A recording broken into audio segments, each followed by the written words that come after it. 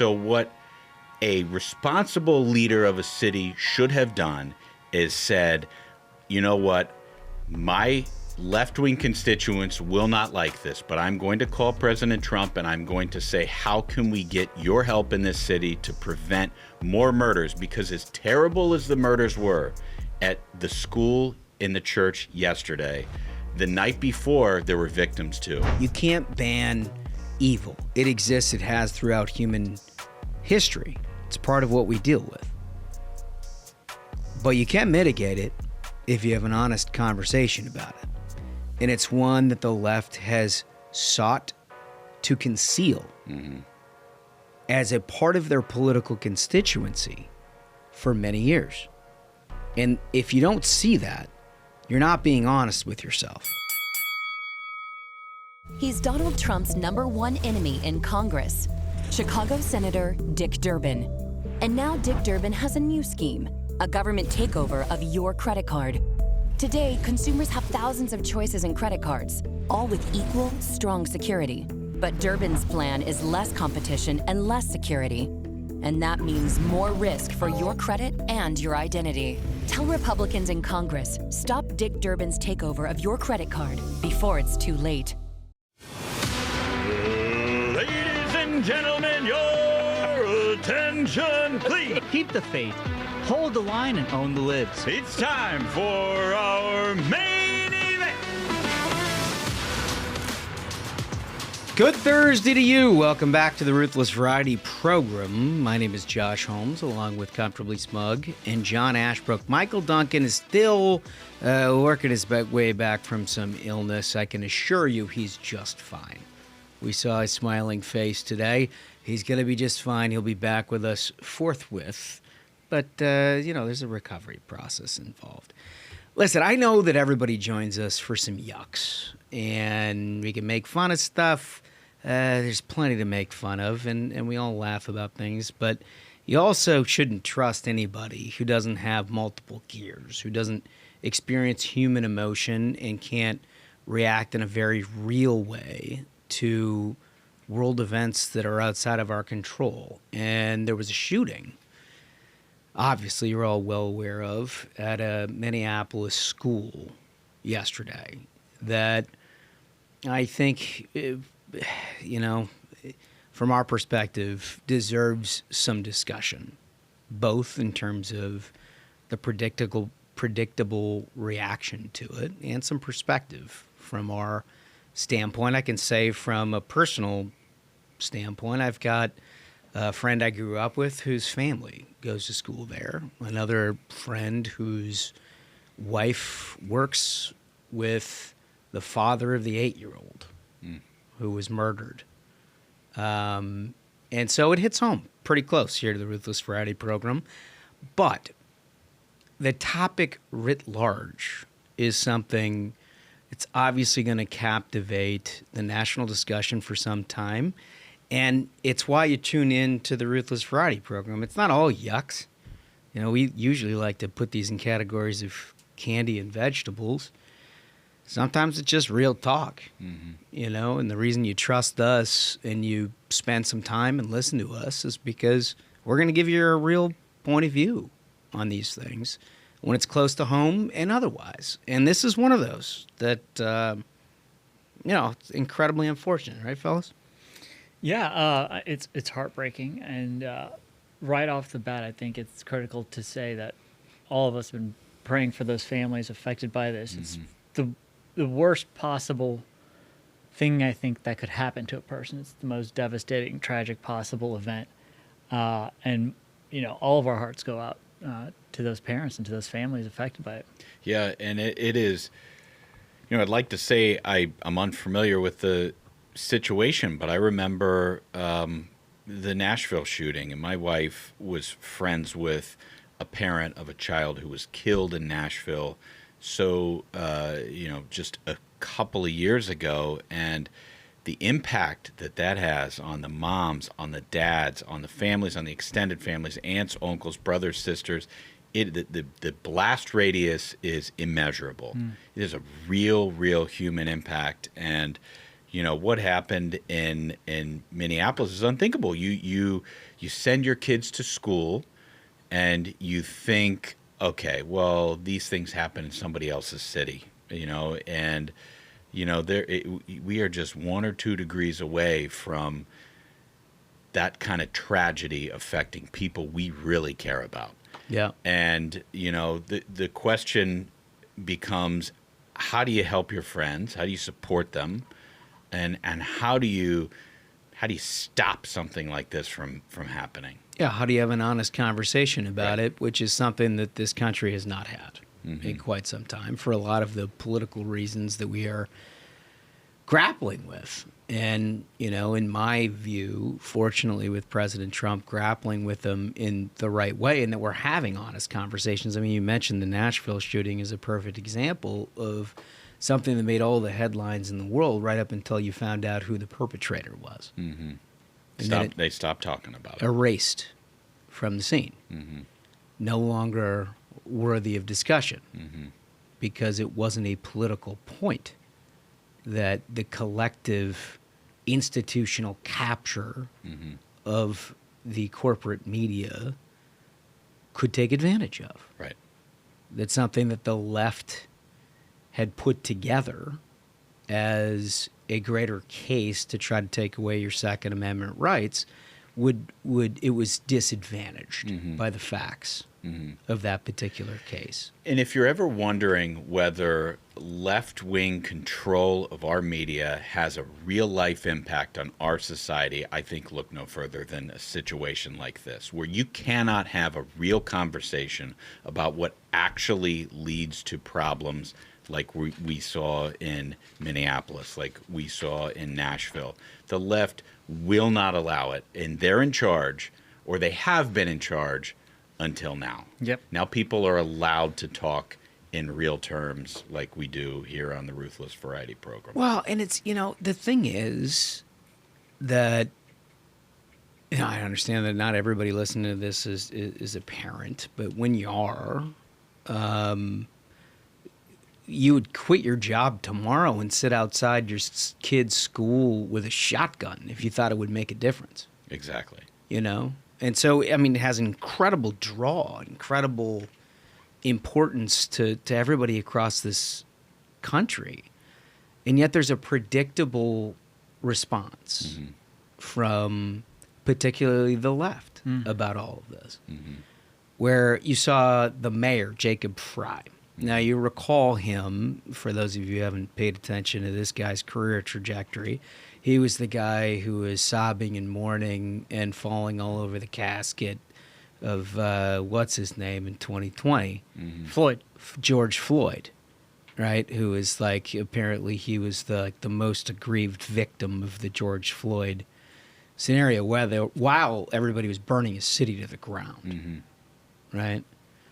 And now he was out front. And first of all, like within a couple of hours, I think the first press conference that they did, he gave some speech about, you know, thoughts and prayers aren't enough. Well, it turns out like the kids were praying. They were in church. Thoughts and prayers.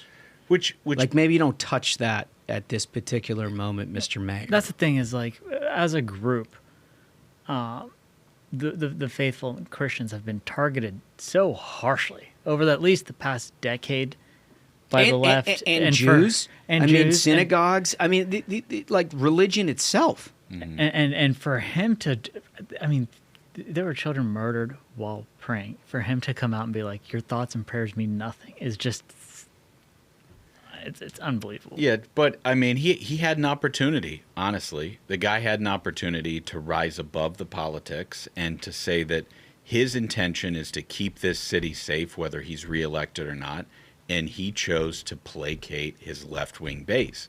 And I think this part is worthy of discussion. Now, this is going to be like very unique to the Ruthless Variety program because, you know, we want to get to the facts of this and all of it, but you've heard a lot of this before you tuned into Ruthless, so we don't want to recap what everybody else has done, but I think the point you just made is a very good one.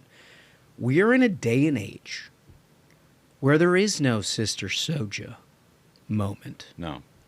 Where everything is so tribal from a progressive, liberal, democratic standpoint. We're talking about the same city that hosted a DNC this very week, where they grappled for hours upon hours about how they were going to handle their Michigan problem, which of course is a euphemism for the deep anti-Semitic Hamas constituency within the Democratic Party. The first resolution that they wanted to pass was an entire cutoff of Israel from any sort of American aid, whether it be military or anything else. And of course, they tried to work that through because there's a huge Jewish constituency also within the Democratic Party, and they try to grapple with it. But they're doing all of that.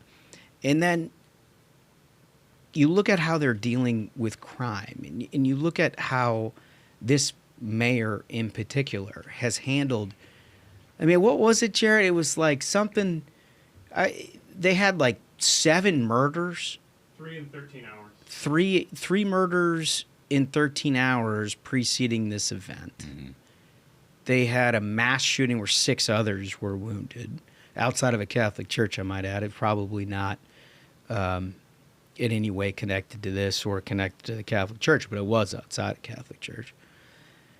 And you try to grapple with the way that they've handled all of this, and it's just mystical. Like they just don't have any grip on reality. No, and it's quite the opposite, to be honest with you. Like, we have a crime problem in major cities in this country. I mean, the Democrats will not admit it because they support the criminals. They're like, what can we do to rehabilitate these people who are shooting and raping and robbing everybody in our city first? That's their first thought. It's not the victims. And we do have a crime problem in this country. President Trump has gone a long way to try to solve that in D.C. to the tune of no murders over the last week. So what a responsible leader of a city should have done is said, you know what, my left-wing constituents will not like this, but I'm going to call President Trump and I'm going to say, how can we get your help in this city to prevent more murders? Because as terrible as the murders were at the school, in the church yesterday, the night before there were victims too. There are family members of the people who were killed that night before. And what he refuses to do is seek help from other people who want to stop crime. Democrats do not want to stop crime in this country, and it's political. All he had to say, honestly, it was a constituency. All he had to say was, I understand that my left-wing base will not like this. You may not vote for me, but before you have a chance to kick me out of office, this city will be safe. Isn't that the thing, you know? And look, I understand this runs the risk of being a little bit of a West Wingy type thing, but it is a world in which we grew up with in the 80s and 90s, where you had politicians at some level recognize that the sky is blue. Right. And when their constituency didn't want to see that the sky was blue, they said it anyway. And they may have paid a political price for it, but there was always a constituency for it. Can you imagine if Jacob Fry would have gone out there and said what you just suggested, something like, look, we got a real problem here. I've got a crime rate. I have this school shoot. I need to make sure that none of this ever happens again. If Donald Trump can do one thing that would help one of these murders or anything else, I more than welcome the help. He'd be a national hero. Now, he wouldn't be reelected. No question about it. Like they would fire him into the sun in Minneapolis. But who cares about his stupid career? But what's he going to be, like a state senator? But that's what's like the a congressman? Who cares? What's the point of running for office in the first place? Right. Isn't the point of trying to protect people? And I'm not suggesting for a second that this guy is responsible for what happened. I'm not. This was I do know what is responsible for it at some level from the preliminary details that we had. But it's not the mayor of Minneapolis. The point is that there is an opportunity to do something other than what he did, which is start with that and then do a subsequent press conference where he talks about gun violence and need to ban guns, which is like the most predictable Democratic, liberal, progressive response ever, because that's where the money is. Mm-hmm. America is back. Thanks to President Trump and leader John Thune's working family tax cuts, we stopped the biggest tax hike in history. But that's only the beginning. The big, beautiful bill also cuts taxes on tips and overtime, secures the border, finishes the wall, and protects Medicaid for Americans, not illegals. Leader Thune and Senate Republicans got President Trump's conservative agenda done, providing real relief for every hardworking American that's up early and home late. We're bringing manufacturing jobs back home and making America great again. Tell Leader John Thune and Senate Republicans thank you for delivering President Trump's agenda. Learn more at onenationamerica.org. Governor Walz signs historic gun safety measures into law. It's from the governor's office himself out of the press release where he says it's universal background checks, red flag laws, limiting no-knock warrants. Of course, that's part of trying to keep people safe, is making sure that law enforcement is hamstrung in their efforts to try to actually apprehend criminals. Mm-hmm. But left-wing activist protests in front of, it's like you've got this situation where he himself, in Tim Walz, has celebrated the fact that they are cracking down on Second Amendment rights. And they send out press releases saying ultimately that they have kept their community safe as a result of it. And then you get to a situation like this, and it quite obviously didn't happen. Mm-hmm. But there's also, you have a quote? Let me quote Tim Walz. There's no place for weapons of war in our schools, churches, banks, or anywhere else people are just trying to live their lives. Today is about taking meaningful action to create a safer future for our kids. That's what he promised with his bill that passed in 2023. So you might ask yourself, with somebody with a Sherman-esque statement like that, and we've heard Sherman-esque statements out of the United States Congress going back to the assault weapons ban in the 90s all the way through the latest red flag law that they passed 3 years ago, to a whole variety of background check legislation and everything else, where I think the general public thinks that like nothing has ever happened. There's been a lot that has happened to restrict Second Amendment rights, but every single time it's like, well, this is going to save lives. Mm-hmm. And they all take a victory lap about what it is that they've done and how heroic they are about that. Well, you can't legislate evil in this country or anything else. It is on this planet.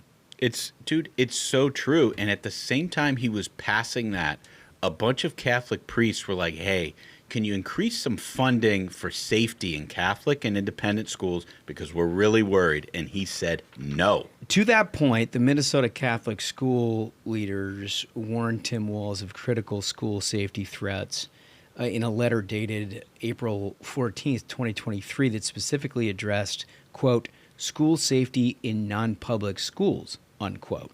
Tim Benz, the president of Min Independent, and Jason Adkins, who's the executive director of the Minnesota Catholic Conference, stressed a, quote, urgent and critical need in Minnesota to make sure that our schools are secure and safe in light of recent and continuing attacks on our schools in this country and our state.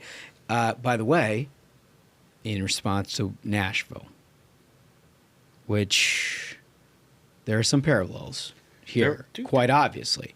But that's what they sent. So how did they respond to that? He said no. And the school leaders were like, please just help us keep these kids safe. And he wouldn't do it. They're like, no, we're gonna introduce legislation to try to ban guns. Which again and again, you saw it out of Chuck Schumer, you saw it out of Hakeem Jeffries, you saw it out of the Democratic Party establishment. They see tragedy, and they see it as a political opportunity. Which, look, we're as partisan as they come here on the Ruthless Friday program. We've made our living doing an awful lot of partisan politics. But there are moments where you just step back for a minute and realize that the only reason you got into this line of work in the first place was to try to help people. They are incapable of doing it. It's everything is a means to an ideological end. Right. It is disgusting. It is. Jacob Fry's comments are absolutely disgusting. Well, that's the thing is, in a subsequent press conference yesterday after this horrific shooting, he went in and he said that, like, well, what we have to do is action. There has to be action to take guns away from people. And it's like, at the same time, I've noticed it's very disgusting that people are bringing up that this individual who committed this was trans. We have to protect the trans community. Like, where is your empathy? He was the first public official, by the way, Republican or Democrat, to inject the fact that this was a trans suspect, right? It was out there. Everybody knew it, that this suspect was somebody who was named Robert, who changed his name to Robin, who had pigtails and was a fucking psychopath. Right. And God help us for anybody who encountered somebody like that and didn't raise a flag with somebody, because I can't figure out for the life of me how it is that you could deal with somebody like this and not tell someone this person is a problem. But he's the first. Fry is the first. And that's the thing is, when we're talking about partisan ideological capture, the movement of the progressive left to get a group who we've seen, the left puts these figures out themselves where they say 50% of trans individuals can be considered suicidal, and that if you don't give them the gender surgery and medications, then that'll encourage this person to be even more suicidal. So we are turning that into a situation where Jacob Fry is saying we have to protect these individuals. And guess what? The left's been telling these individuals that you're getting genocided, that there is a trans genocide. And then you have the lieutenant governor of the state of Minnesota and Democrats across this country wearing that shirt that says protect trans kids with a knife on it, being like, we will militantly guard trans children from a genocide. You are specifically telling a group that by your own statistics, 50% are suicidal, that they're being genocided. And you're repeating that again and again and again and again and again. And then you're giving these individuals medications and surgery, and afterwards they haven't gotten the desired result of, wait, I'm not a woman after I've taken these pills and gotten a surgery. Like, how come I'm still unhappy? Right, their whole mindset is protect the killers and say you're sorry to the families of the victims. Like that in a nutshell, that is all they do. Well, it's even worse than that, dude. It's a political constituency. Yep. There's a lot of big money in human rights campaign. Yep. And gay rights campaigns and all of these 501c4s that raise money on human rights that code word try to pretend to billionaires all over this country that there are boogeymen out there that are trying to eliminate the lives of children who obviously are very troubled. And that's never been the case. Like on the conservative side, you look at people and you're like, how do we help somebody? Because there's no such thing as a trans 8-year-old. There's just not. I don't fucking care what anybody says. It's just not. Now, could somebody, are they gay? Sure. I don't know.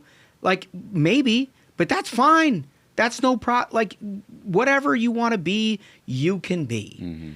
But we just developed this entire pathology within this country where you have a political party and a movement that tries to validate mental illness in a term, like in part, trans. Like it's not exclusively trans. There's mental illness everywhere, but in part, they just say trans and protect trans. And then at the same time, they say these people are trying to attack you. These people are trying to kill. These people don't want you as a part of this country when you already know there's a mental illness to begin with. And how do you get to the point that we're at? And like, dude, I don't fucking care if we get attacked for this or not. Until you can have an honest conversation about that simple fact, we are doing this country an incredible disservice. And there are so many, I blame conservatives too. You shy away from it. It's uncomfortable, right? Because honestly, we are inclusive of people. Like, dude, I mean, right. There is a cultural issue in our country. We are a very gracious, giving, forgiving country. We are the culture in our country, even with men, is like, oh, I want to make sure that everybody feels welcome. That's the way conservatives actually think, because on some respect they're like, I'm worried somebody might call me mean. I'm worried what somebody might think. And I'm here to tell you today that, like, men who are listening right now, who gives a fuck if somebody thinks you're mean? Who gives a fuck what somebody thinks about you? Because the least worry in your mind is that somebody thinks you're mean, if that's the small price it takes to prevent picking up your iPhone and finding out the worst in a text message from a school principal. It's 100% true. So, all right. So we found out, and we're not going to go through all this because it's preliminary. And honestly, the biggest critique that I have of the left is that they do what I'm refusing to do here on this show, which is jump to a bunch of conclusions before you know the full story. And so we're not going to do that. But we do know that this is a troubled individual. Not going to say his fucking shitty name because he's a coward, and I hope that hell is everything it's cracked up to be, and there's a special place for him for doing something like that. But we know that he had this situation going on where he was had a trans who changed his name. He did all these things. It reminds me a lot of the Nashville thing, which, by the way, and I think you pointed this out earlier today when we were doing Tommy's show, reminds you a lot of the Nashville situation, which was a horrible school shooting that enveloped the nation's discussion right up until we found out who the perpetrator of the crime was. Yep. And I think so immediately online with this shooting in Minneapolis, you saw a real quick movement to try to get out this guy's like manifesto and everything out there, because after the Nashville trans shooting, it felt like the institutions were trying to cover that up and hide that from us and be like, oh, no, we are not going to release any of We never manifesto. really did get the full story. That's the thing, is the institutional capture that the left has had. And along those lines, they're two-pronged method of control where they have this group, the trans community, who they've told that, well, listen, there are Christo-fascists in this country who want to kill you. There's a genocide happening. We have to protect the trans kids. And remember, I mean, we saw this after the attempt on President Trump's life in Butler, where there was like a 24-hour pause where the left stopped calling Republicans Nazis. It didn't even last 24 hours. No. And then they're right back to it because their messaging is the other side are evil and they're trying to kill us, and their elected officials are wearing T-shirts that say protect trans kids with guns or knives on them. They want a militant base that can be drawn upon for violence like we saw in the summer of 2020. Like we're seeing again and again. We're seeing churches being targeted by individuals who statistically half are suicidal by their own statistics. And you're telling these people, guess what? Christians are trying to genocide you. Guess what? They're going to take your rights away. They're going to take away your hormones and surgeries, and these people are fascists. You're fighting fascists. This is Hitler's Germany. It's happening again. Do you think that's a good idea? Because that's what's happening. Does it seem like that is something that is conducive? We're seeing the results. When you're layering that on top of mental health illness to begin with, do you think the outcomes are great? We're seeing it. And the predictable response from the left, established leaders within the Democratic Party, is, we got another opportunity, another bite at the apple. Never mind the fact that the last 3 bites at the apple that we actually got done in red flag laws and everything else, we celebrated as massive victories and a surefire prevention for this ever happening again, because we throw ourselves ticker tape parades every time we can limit Second Amendment rights. Yeah, Chicago's a gun-free zone. And and you sure see it, don't you? New York is too. D.C. is too. Do you think the National Guard would be here if it was actually a gun-free zone? No, it's just gun-free for anybody who's a law-abiding citizen. That's the point. Exactly, dude. We have a crime problem in this country in blue cities that are run by Democrats who have this mindset that criminals are right and victims are wrong, and we need to help the criminals. And it is totally anathema to everything that needs to be done to clean up the streets. That's the thing, is the misplaced and the weaponized kind of the left always sides with the criminal and never the victim. You see it, whether it's here where you saw Jacob Frey be like, and I don't want anyone to bring up the trans community. Dude, can we please talk about the victims of this crime? Were children who were praying, and 30 seconds ago you said that prayers mean nothing? Like, what are you talking about that you want to give sympathy to the shooter? And then in blue cities across this country, all the sympathies, well, you have to understand this, like, person who committed the assault is unhoused and that, like, their circumstances. I am done with weaponizing the sympathies of Americans towards the perpetrators of crime and not the victims. Man, I don't know if we have this video ready, but there was a guy on CNN. You remember how everybody was like, we can't talk about motive. We're still trying to figure out his motive. We don't know the motive. There's a guy on CNN when the manifesto came out on Twitter. Yeah. He went on CNN. Do we have that? I have waited for this for so long. I am not well. I am not right. I am a sad person, haunted by these thoughts that do not go away. I mean, what we know, if this in fact is from the shooter, that his motive was he was in pain, but what we don't see here, and there's more to go through, is what was the shooter, Robin Westman, in pain about specifically? Out of everything, all the statements on the guns that said kill Trump and like the target on Jesus and the map of the church and like And all the the Trump on the magazines. right. And the CNN guy is like, yes, now we know the motive after this 8-page manifesto and like the YouTube video that he was sad. That was the motive. Not fucking good enough. right. He's Not fucking good enough. Right. As a society, that is not acceptable. right. The victim was sad. Or the perpetrator. It was CNN's sad. John Miller who said, quote, he was in pain. He was in pain. Unreal. Not good enough. I mean, the kids were in pain. Now, I just look. There's no easy solution. You can't ban Satan. You can't ban hell. You can't ban evil. It exists. It has throughout human history. It's part of what we deal with. But you can mitigate it if you have an honest conversation about it. And it's one that the left has sought to conceal as a part of their political constituency for many years.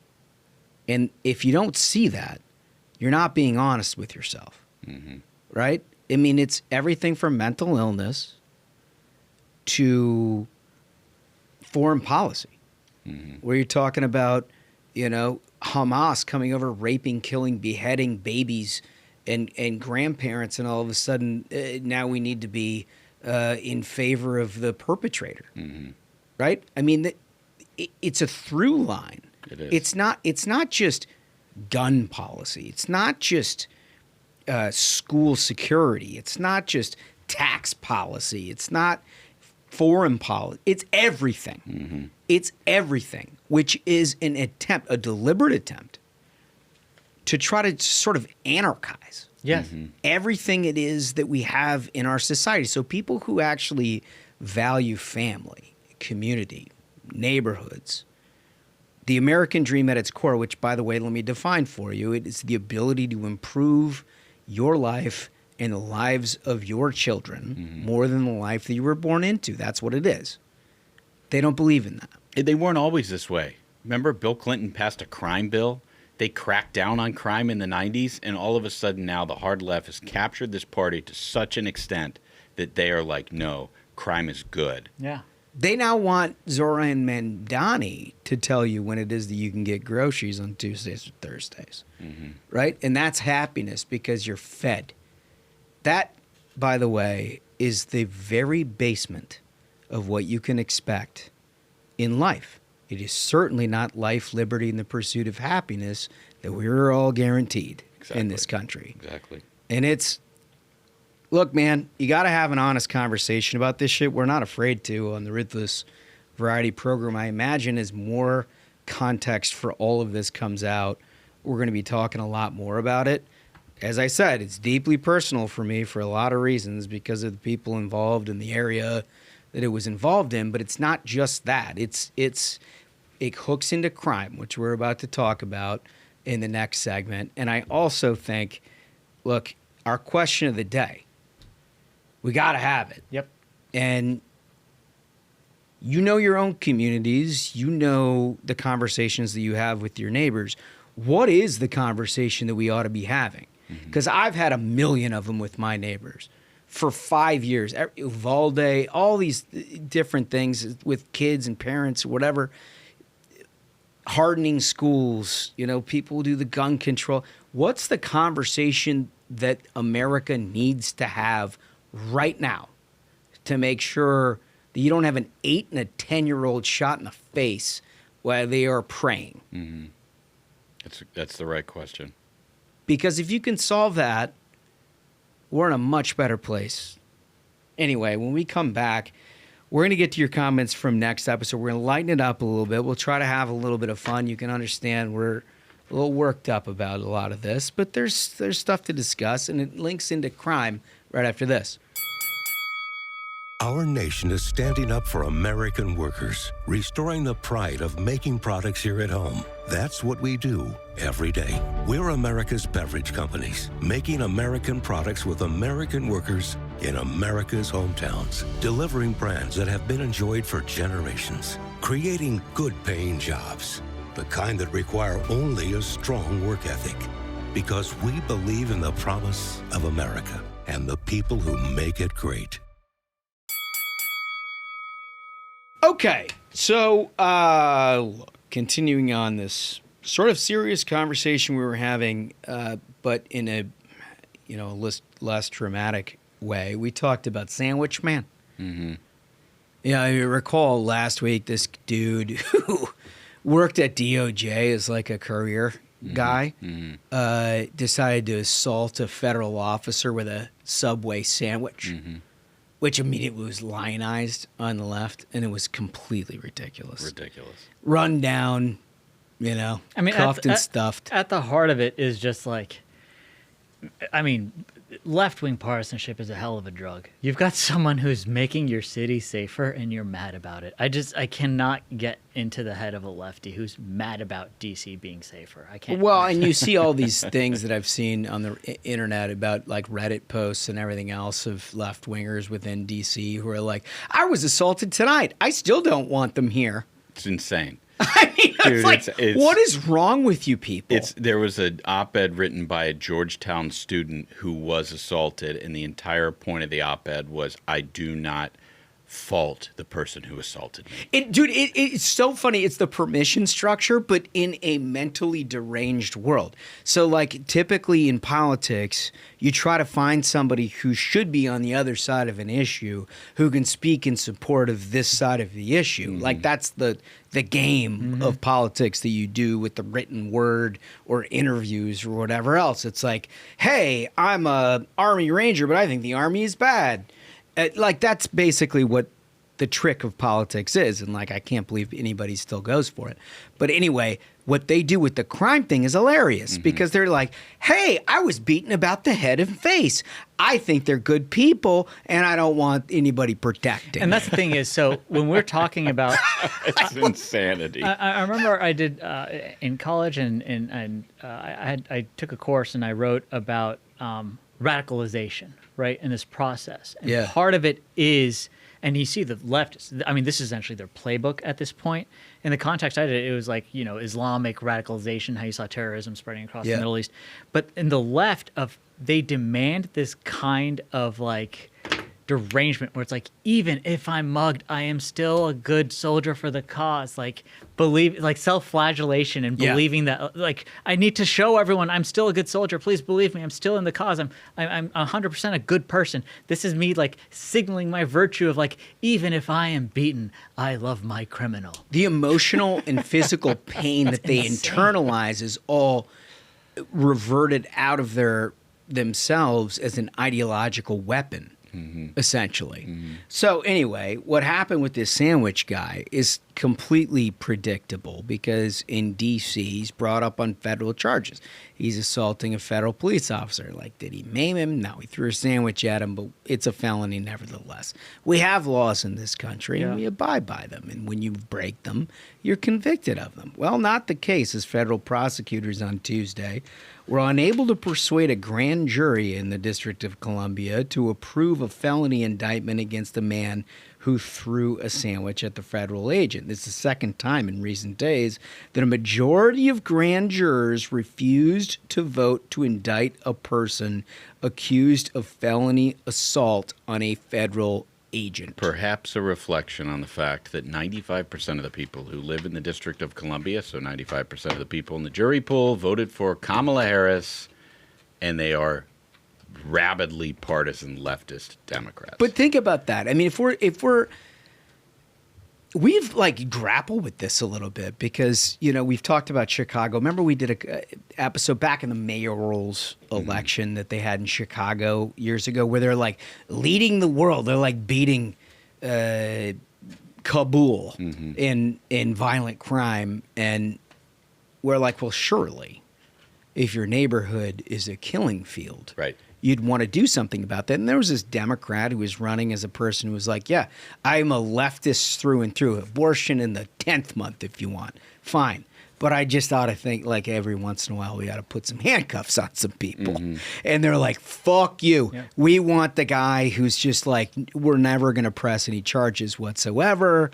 And he wins with a majority. And like you've explained this really well about constituencies. And the BLM derangement is just, it's horrific what they've done, the left, of they've molded their people's brains into being like, crime doesn't exist, only racism does. So if there's a criminal, it's because of racism.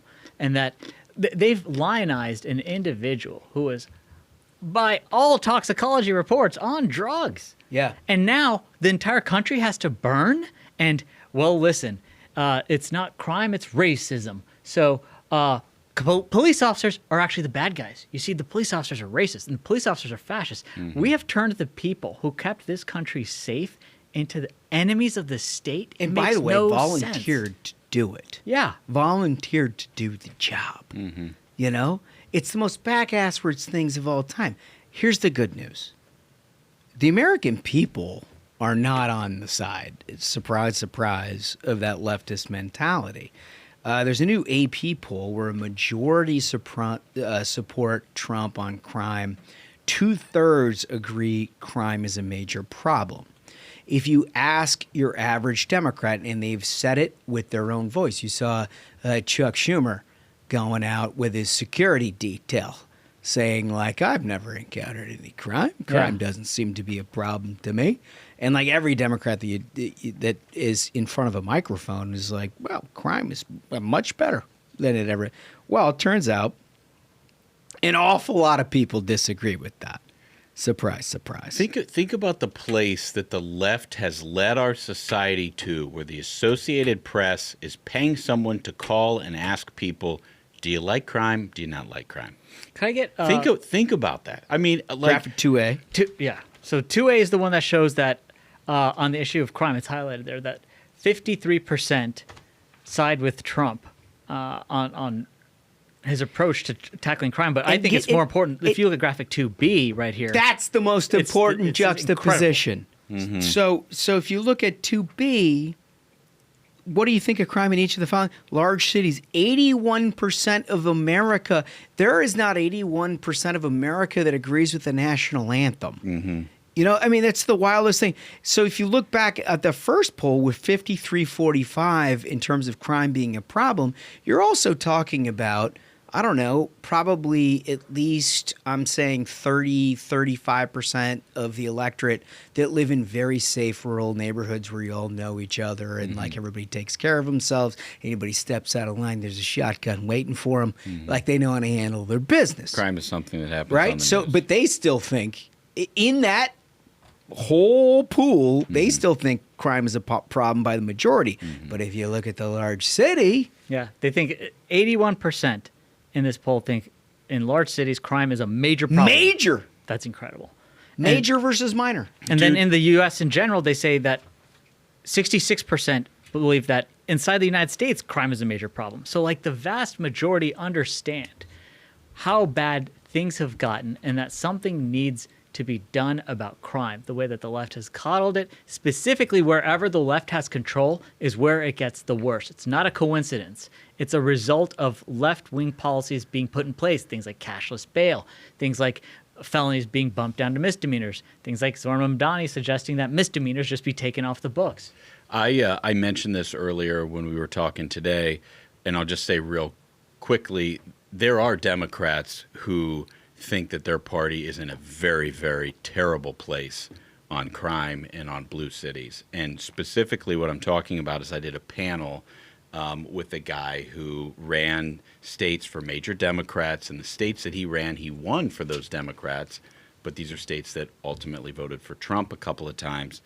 And he said to this group, in response to a question of what do Democrats need to do if they want to win again, and he said we need to come to terms with the fact that Democrat leadership in blue cities is terrible, that crime is out of control, that blue cities are on the decline. And until we are honest with ourselves that our actual ability to govern these cities is awful, nobody's going to believe us on anything else. I mean, I appreciate the honesty Dose of so honesty. much. I appreciate the honesty so much. But the reality is that it's local, so you feel it more. The national things are even worse. Mm-hmm. They're even worse. There is no democratic policy that's good for your safety and security. None of it. None of it. There's not one thing that they prescribe to you that is going to make your family safer than it is under a Republican leadership. And, like, I understand how partisan that sounds. But just objectively speaking, who's going to enforce the law and who's not going to? That's just the bottom line.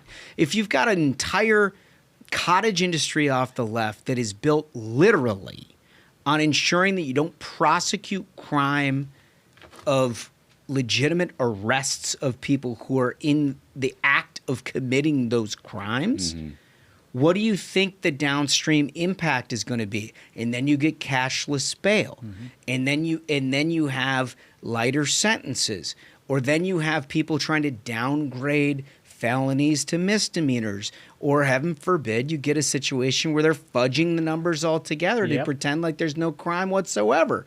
And so then they defund the police because, it's not a problem here. Like that is the policy of the Democratic Party. Like, make no fucking mistake about it. That is where they're at. And like should we socialize that? Should we maybe if we felt more about their feelings, maybe if we just internalized the pain of them, or even better, maybe if we just bought safer cars, or perhaps we have to buy those Apple key things that we put on our fender. Like in D.C., they were like, if you're a victim of a carjacking, can we suggest you get an AirTag? It's like, and then it gets even better. That's because a real thing. That actually happened, folks. They were like, we will provide AirTags for people to keep in their cars. However, it's important to note that police will not be allowed to follow up on trying to locate your car using that AirTag data. This is where they're at. This is how stupid it has become. They're so stupid. I thank God for President Trump on a lot of different things. One, that he's turned the tide of this conversation. Two, that I guarantee we have an honest conversation about this situation in Minneapolis, in juxtaposition to the conversation that we had about the Nashville situation. And we're going to have a full-throated debate, the likes of which this country deserves. Yes. But I really am more than anything thankful for the fact that he's raised the profile of this entire issue to a point where, like, reasonable people aren't shouted down and canceled as a result of expressing a touch of concern over whether or not you can, like, go to the grocery store without the hopes of being assaulted. You know, I mean, it matters. It's a real thing. And that, like, the biggest benefit of Trump, in addition to all the really good things that he's doing from a policy perspective, is this societal impact. canceling DEI in corporate America, right? Fully racist policies, re-examining crime, securing the border, all of those things, they're societal impacts. Like they're the way the people look at things rather than the actual policy impact of it. And a big part of all of this is everybody recognizing that, look, the sky is blue. We can say the sky is blue. Yep. It's really important. I don't know if you should do that. It might hurt somebody's feelings. You know what I mean? If you say the sky is blue, it might hurt somebody's feelings. But that's where we were at. I don't think we've ever been there in the Ruthless Variety program. I don't think but so I think either. much of America was. Yeah, and like you said, I'm really hoping that widely in America we can talk openly about this problem of what the left has done in normalizing crime and coddling criminals and letting their policies, which make blue cities into just crime-ridden hellholes, decline as a choice. And President Trump has said no more. Yeah. Did you see, before we get to the break, did you see the news about Gates Foundation Yep. and Arabella Yeah. Advisors? Yep. Arabella Advisors, who, for folks who don't know, the massive left-wing dark money behemoth out there in the game, heavily funded by Hans-Jörg Wyss, a foreign national in Switzerland, and by George Soros, and by Bill Gates until now. Until now. So this is the outfit that literally their name of their game was fake news. Like They funded the fake news websites out there. they tried to stand up newspaper in the Courier. fall of journalism in your local communities. They tried to stand up websites that sounded like a local newspaper that were just DNC talking points, basically. Yeah. And they would write them up as though they're like just the facts, ma'am, which is honestly in the current day sort of indistinguishable from the actual newspaper that Right. you're dealing with. Right. So it wasn't all that objectionable to a lot of people. They're like, oh, it's a new news website. Yeah, of course But they it's try to just left-wing. they just try to trick people. And they were backing, the Gates Foundation was backing that. Again, back to my point about the era of Trump. Like all of a sudden they're like, we're not going to do that anymore. You know, further detail on that, I was told that Bill Gates was visiting the White House when news of that broke. I wonder, I mean, I have no reason to know exactly because I wasn't at the White House, if Trump was like, knock that shit off now. Interesting. That's an interesting Isn't that tidbit crazy? right here at the Ruthless Friday program. I love it. All right, when we come back, were your comments from last week's episode. Only 58% of Americans today say they're proud to be American. The lowest number ever recorded. That's not just sad, it is very dangerous because if we forget what makes America special, we risk losing it. That's why Americans for Prosperity is launching the One Small Step campaign, a bold nationwide initiative to reconnect Americans with our founding principles that sparked unparalleled innovation and prosperity. It's not just a celebration, it's a call to action. Through the 250,000 Steps for Freedom Challenge, AFP is partnering with the grassroots in all 50 states to take meaningful steps that defend freedom and advance opportunity. Call your representative, attend a local event, knock on a door, talk to your neighbors. Every single step counts, and every step moves us closer to a more perfect union. Go to takeonesmallstep.com to learn more, then join the challenge at afpvolunteer.com. Okay, so when you like and subscribe to the Ruthless Variety program, which we encourage you to do, and you leave a comment for our question of the day, we read every single one of them. We summarize them, we think about them, and then we give you a couple of back in the very next episode. And we're going to do that, but to do that, we always start with a voice. First one comes from a great friend of the program, Emily Chappelle. Am I saying that correctly? We got to get it right because this girl is a winner. An internal debate here on the program is whether it's Chappell or Chappelle. Yeah. But you let us know, Emily. Okay. This is from Emily. Emily writes, Mamdani is absolutely the future of the Democratic Party. It will lead to their rapid demise, and it will be a short future, but he's their star. If Democrats want a different future for their party, they will have to build something new. Gavin Newsom isn't going to be their Phoenix, even though he's currently ruling over the literal ashes of a once incredible state. Amazing. She doesn't miss, guys. God, it's so good. And she always posts really, really good clips of a bunch of different shows, not just ours. I mean, she's a consumer of conservative media, so you should give her a follow on X if you haven't. Absolute treasure. Smug, what do we got? Comment 2 comes from Havoc. Havoc writes, I sure hope Mamdani is the future of the Democrat Party. That's the thing. Like, I think a significant reason why Mamdani has gotten attention outside of New York City is, I think it's pretentious of like where the whole Democrat Party is. Like that's it, and it's such a ruinous, crazy place that I'd like to run against that. Do it. See how the rest of the country feels. I mean, it's a fair point. You've made this point from the very beginning that this is actually a canary in the coal mine where everybody is, for the first time, acquainted with their true motivations. Yeah. Which is an argument for that.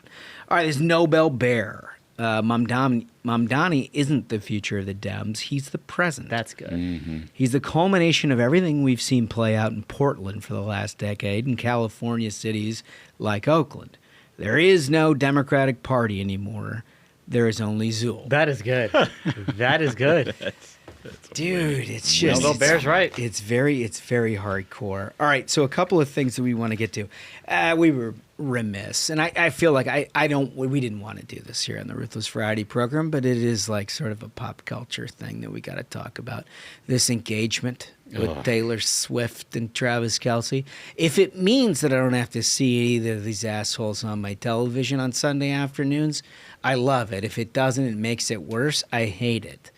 But either way, this is the surest sign of a gender divide on a public issue that I have come across in my lifetime, which is... I think what you're saying is the right take. The reaction to famous people being engaged or married, like, I don't know a single dude, not one, who is like, even a close friend, who is like, oh my God, what did the ring look like? Where did he do it? How did it happen? When's the wedding? Where's the venue? What have you picked out a dress? Like, I don't know a single dude. Not one.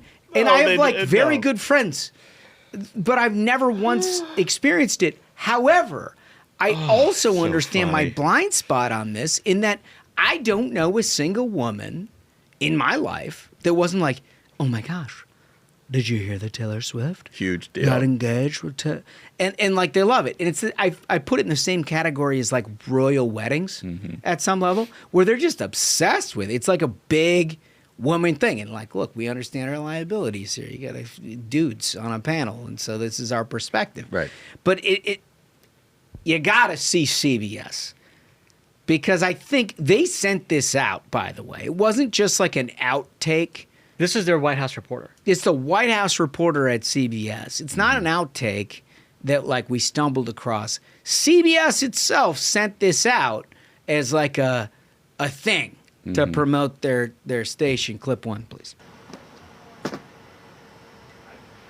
Taylor Swift is engaged.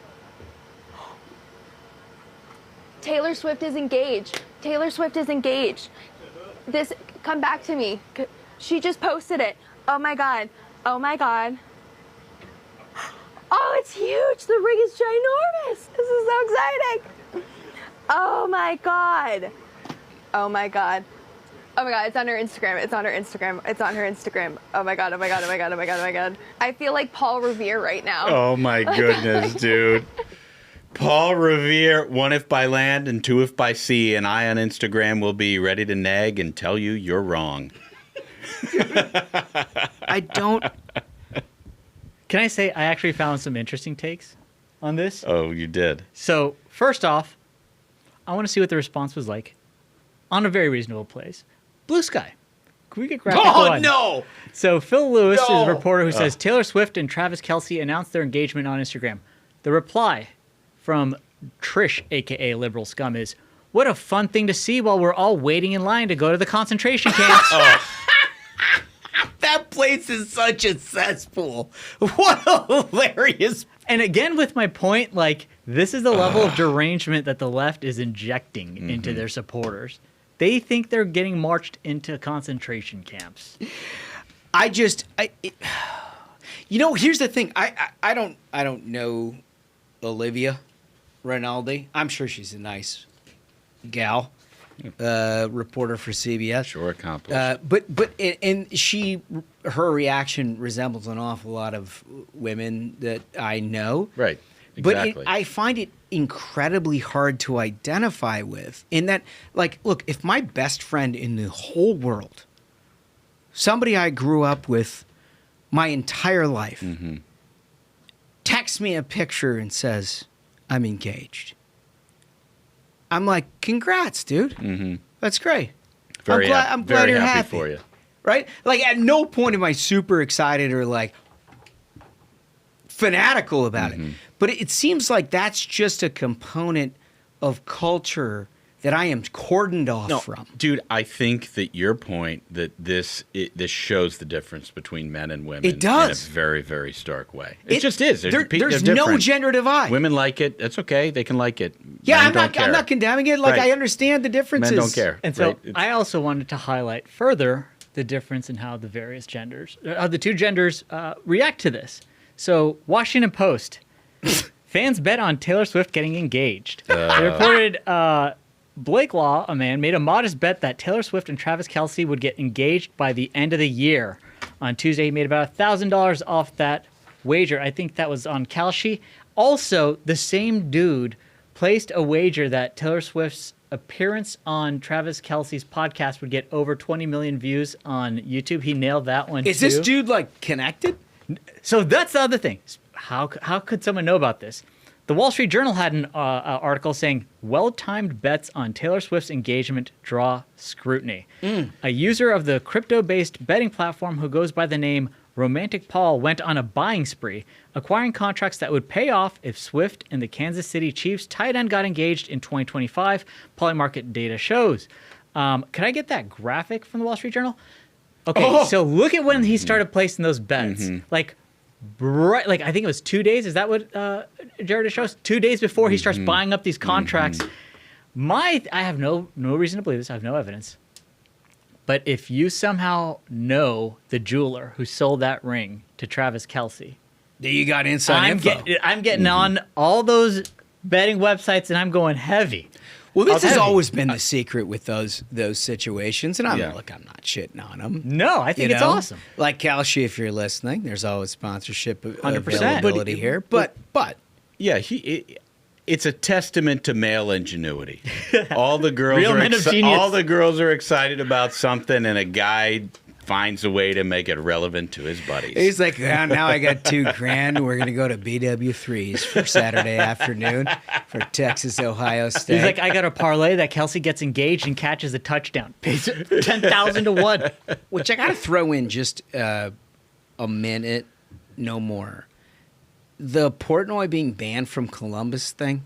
Yeah, that's crazy, dude. Is a wild situation, crazy. Right? I mean, so ESPN, obviously, they have McAfee. Fox wisely signed, after they signed Ruthless, they signed Barstool to a licensing deal, which would enable Portnoy to do Big Noon Kickoff, which, of course, they're hosting in this big game on Saturday, Texas, Ohio State.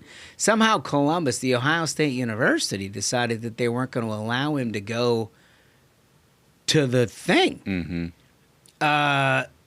I mean, I know that we're going to talk more about this tomorrow, but like, yikes. Yeah, I can't wait to get into it for our Friday episode. And I really want to can. go It's great straight content. at you on the state of Ohio. I know you're not a big Ohio State guy, but I mean, I got to stick up for the state. When you grow up in Cincinnati, you're not automatically. You're a an Ohio Bearcat State guy, right? Is that yeah, it? you root for UC. you're gonna get some incoming. I'll stick up for I've got him. a lot of thoughts. I'm going to stick up for him. I got a It's lot my of state. thoughts. Afraid of a commentator. That's insane. Oh. That's insane. Oh, what if he was mean about us? I mean, I love Ohio State guys, right? I'm pulling for the Big Ten in this whole thing, Yeah. but it's like, ooh. Yeah. It's unreal. Oh, God. Anyway. All right, Southwest Fatties. This was on the news. Yeah, this is your thing, Smug. I just have to, like, set the ball on the tee. It turns out, according to ABC News, that Southwest Airlines is starting to charge fatties for 2 seats. And so here's the thing: is they think that this is going to be able to like get some goodwill of like, hey, we're going to do like the same thing. If you occupy 2 seats, we're going to charge you for 2 seats. So, I don't care how many seats they give you on Southwest. You don't want a single one of them. It's the worst airline in the business. It's a disgusting place. I heard someone told me recently that they're doing assigned seats now, where before it was basically really? Yeah. I didn't really? think they ever did that. I mean, You had to get in the cattle call line. Yeah, that it was basically like, they open it and then just stampede of animals. Yeah. Apparently they're changing that, but it's still just a horrible, disgusting airline. I think in general, I think it's Secretary Duffy, if you're listening, it's a tragedy what has happened to domestic airline travel in the United States. It's horrific. Something has to be done. Airlines have to be held accountable. They treat people like garbage. And Southwest, number one among them. Well, Yeah, now- indifferent to the fatties. Who cares? Now- The airline itself is awful. a little bit more expensive for the fats.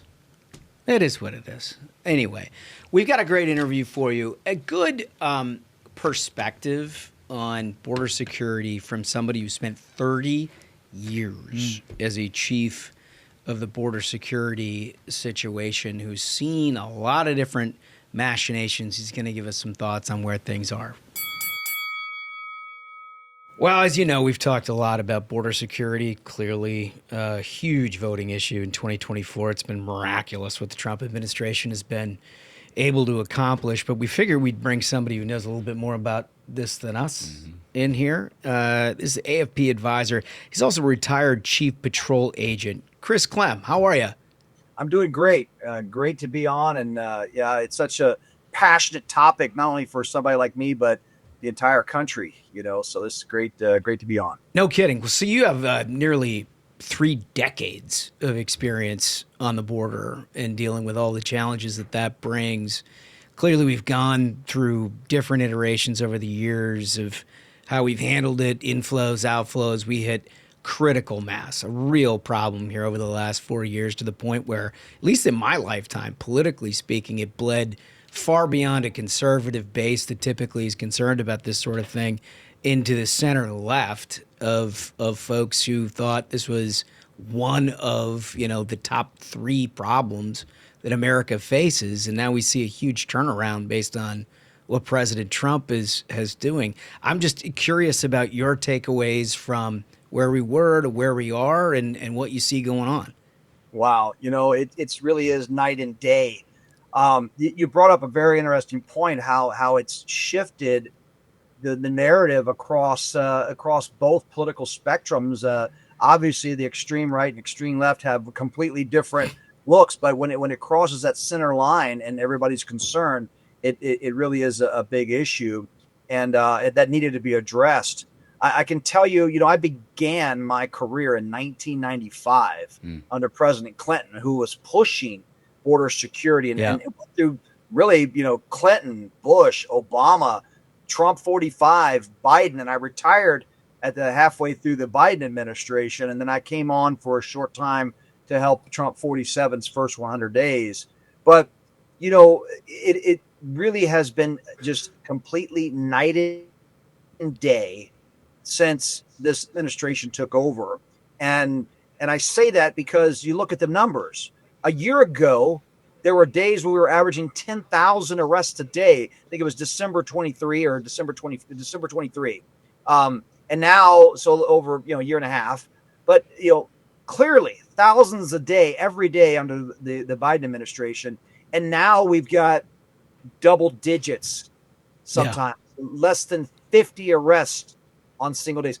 A whole month of July, I think it was just under 5,000 arrests by the Border Patrol. Again, I say that because that was an entire month where we were dealing with 5,000 to 10,000 people a day, across the border. So the president ran strongly on border security and immigration. And remember, I said border security and immigration because I want to talk about that. And it's paid off. He has delivered 7 months into this administration. I live in Arizona. I've been a resident of Arizona for 15 years. I've been part of the border security, space for 30 years now. And this is the most secure the border has ever been at large, especially all across our southwest border. We've had slow days and slow times in remote areas before, but the entire southwest border, especially from Brownsville, Texas to Brownfield, California, it's amazing how secure it's become. Well, Chris, you talked a little bit about the national narrative and some of the big numbers, but you also were talking about your background in this subject matter and the fact that you live in Arizona. And I wonder if you can give us a sense for what it actually looks like on the ground. We're here in Washington, D.C. We know what we read in the newspaper, but you are living it in a border state. And I remember specifically these images when Biden was president and they were dismantling the border wall and they were selling off pieces of the border wall. I'm assuming that the opposite is occurring right now. Yeah, a 180-degree turnaround. Let me just give you some perspective. I was the chief patrol agent head of the southwest part of Arizona, Yuma sector, from December of 2020 to December 31st, 2022. So just over 2 years when I was chief there. And I'd been in El Paso as the deputy chief, been an acting chief in various spots. But in October, I'll just say this, in fiscal year 20, in Yuma, Arizona alone, the arrests were around 8,800 for that entire year. That was the end of President Trump 45. The very next year, in fiscal year 21, in Yuma alone, we went from 8,800 to 116,000 arrests. The very next year was 312,000 arrests. And people from 116 different countries came in. We were averaging in October of 2020, 25 arrests a day. By May, we were close to 1,000 a day. Wow. Yeah. So it was the open arms and open border mindset of President Joe Biden and his staff and his followers that made that happen. I have when I was chief, to include myself, there was 950 border patrol agents. Now, me getting out of the office as the chief was a luxury. So we were catching 1,000 a day. When you break that down, we average maybe on a very heavy shift across 126 miles of border, covering 10-hour shifts, covering 24 hours a day across 3 stations and 5 operating centers. Maybe 150 to 200 agents are working in that 24-hour period. Wow. And we were catching 1,000 a day, and that was just one southwest border sector. I mean, just incredibly heroic work. I wonder, we'll get to the immigration component in a minute because I know you want to talk about that, but I wonder, just because you started in the Clinton years, right? And we worked in government. There wasn't as big a partisan divide over border security as there is now. I mean, I remember there were amendments to big spending bills that we were working on back in the early 2000s where Democrats were the ones that were proposing border wall and border money and securing our border. I wonder, from an agent's perspective, from being on the border, could you feel that change, and when can you kind of pinpoint the turn on that? It's a great question, or not great question, but a great point that you made. It was a border security was never a partisan issue. It was a national security issue. It still is to this day, but we lost that because you go back to, and I always bring up Clinton's 1994 State of the Union address on the big crime bill that they pushed, and he talked about border security. He talked about ending illegal immigration. We had 2 major immigration reforms, 96 and 98, that came out that defined illegal alien, that defined all these different visa reforms and border security. It didn't become a political piece. And even when I'm about to say it wasn't that big, but the event was big, was 9/11, when they realized that there are threats that are going to come at us from a different perspective. But yet we were still dealing with the lion's share of people entering the U.S. illegally at our southwestern and southern border were Mexican nationals and Central Americans, mainly adult males, and mainly looking for work. We didn't have this big push, but we had this national highlight and spotlight on the vulnerable border. That's when politics started getting involved, but for the right reasons. But I will tell you, it was the latter part of President Obama that it got political. It became an argument for comprehensive immigration reform. And one thing I've learned is anytime you hear a politician use the word comprehensive in any kind of bill, nothing's getting done. It is not good for anybody. Yeah. So yeah, so think about that. That was a big push in the late 2000s.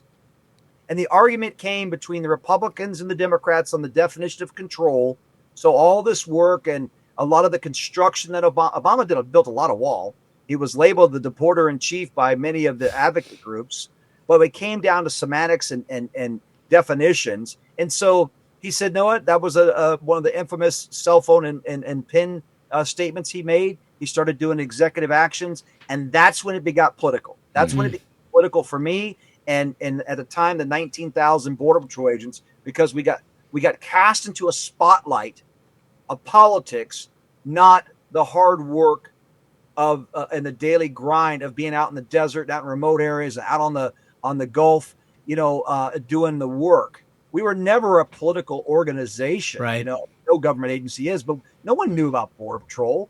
If you grew up in a southern state or northern state, you crossed the border, you knew about it, but it was really that when it took place. And then so much of the problems were highlighted with family units and unaccompanied children in the Obama administration. That got the attention of, then candidate Trump. And, we could talk about the build the wall and all that because it's important. But it was, again, for the right reason after 9/11, but then it became really partisan and became vitriolic during Obama's second term, because it was finger pointing and people were taking sides. Yeah, and now that we have a president who is taking securing the border seriously, we've always talked for years about how the first step in anything on immigration has to start with a secure border, and you know this better than anybody else. But we do have a big immigration problem in this country, and I wonder if you have some thoughts on how to fix that. Yeah, well, I have to foot stomp what you said. It all begins with securing the border. That's why I mentioned border security and immigration. They're closely related, but they all too often they get conflated, and that's where the emotions come in. That's when the politics get involved. Border security is national security. It's public safety. It's agricultural security. It's all these things. It's about keeping America and Americans safe, our communities safe, and all that. It absolutely is critical. Nothing gets done immigration wise if we don't secure the border. And so that's what this administration is doing, and we're seeing it play out. On the immigration front, we obviously have to do some things, and there should be some set asides in the big beautiful bill that passed to start talking about immigration. And we have to look at things from two different perspectives. At least this is my opinion. We have to do the immigration enforcement side. There is no system in place if we don't have integrity that includes consequences for breaking the system. If you're here illegally, if you violated your terms and conditions, anywhere in life, there's a consequence. And so that is absolutely necessary.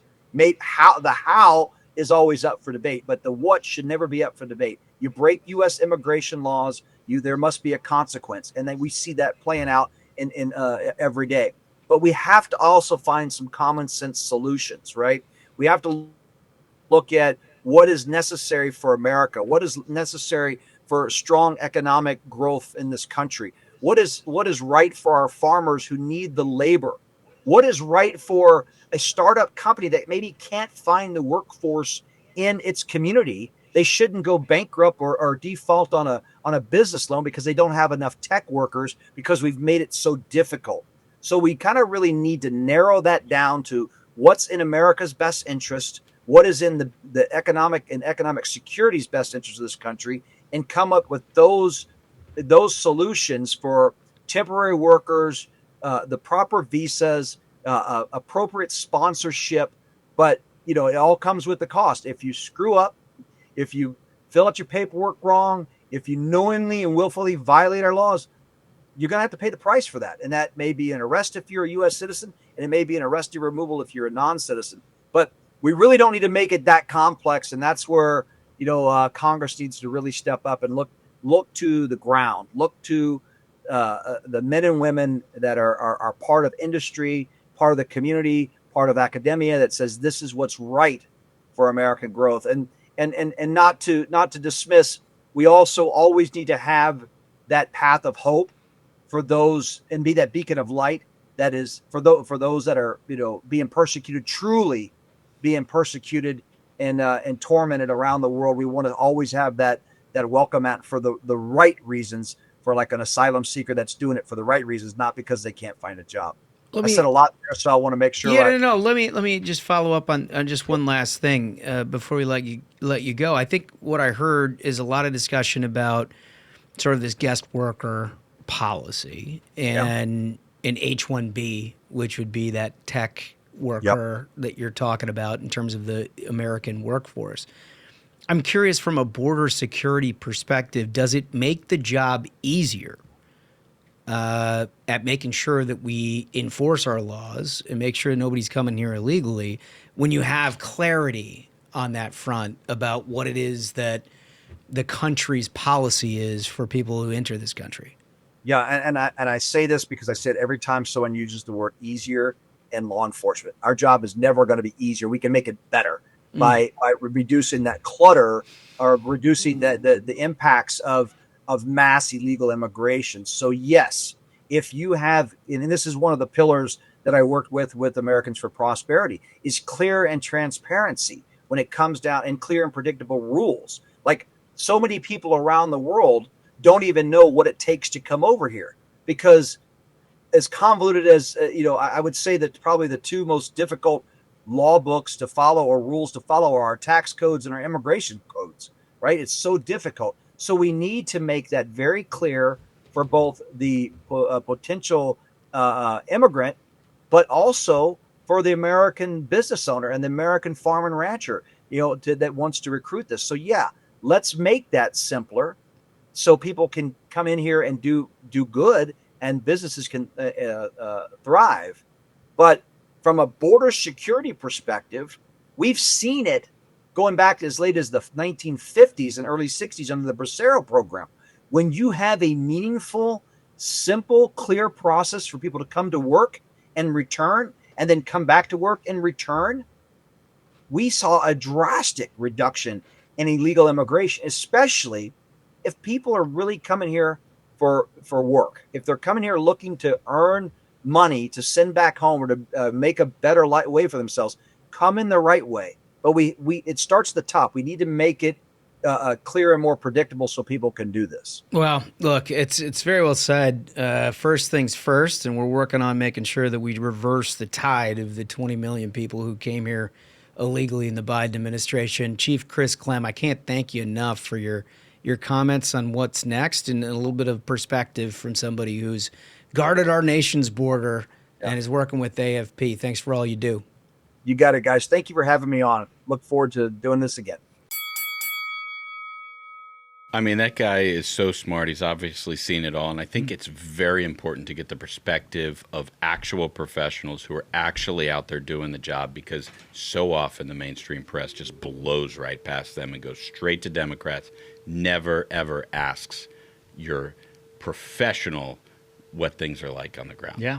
Yeah, and there's some controversial stuff in there, too. Like he was talking about the immigration component, which is going to get a full-throated debate at some point because it's been a long time since we actually locked down the border like President Trump has. But the next obvious conversation is, now what? Yep. And he had some thoughts on it. So food for thought. I'm glad we did the interview. I'm glad you guys got a little bit of something to think about it. So anyway, I hope all is well. Make sure you hug your loved ones. Mm-hmm. With that, I think we did it. I think so. Absolute banger of an episode. Gentlemen, thanks so much to Chief Clem, and thank you so much to the Minions. Remember, if you have not yet, go to the YouTube, hit that subscribe because it's more fun in video. So until next time, Minions, keep the faith, hold the line, and own the libs. We'll see you Friday. Stay ruthless.